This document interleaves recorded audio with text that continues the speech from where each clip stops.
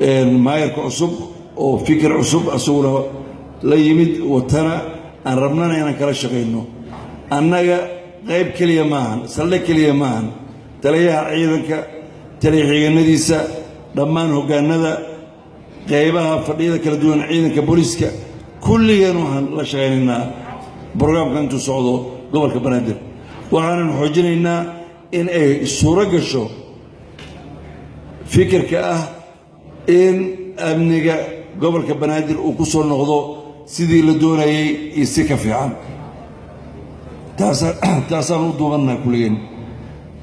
dabcan wixii la xiriira gobollada kale ee dalka qorshahooda iyo plaankooda goona u samayn doonaa laakiin waxaan rabaa kulan midkaan ka gedisan oo asagana joogto ah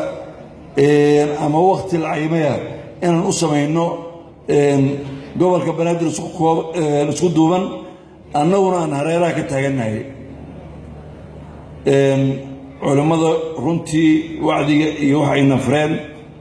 waa wax aan ciidan keliya khusaynin guddoomiyaha khusaysaa waxay khusaysaa gobolka oo dhan waxay khusaysaa ilaa iyo heer degmo ilaa heer waaxeed ilaa heer laameed ilaa inta ugu hoosaysa ee maamulku tegi karo waxaanu rabnaa inaan iskaashigaas ku wada shaqayno oo aan ahayn mid ku xiran shuruud oon ahayn mid ku xiran khilaaf oon ahayn mid ku xiran dangaara waa dhammaatay maamul cusub iyo nidaam cusub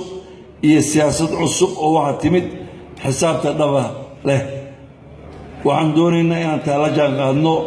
tusaalooyinka iyo nidaamka iyo shuruucda waxayna farayaan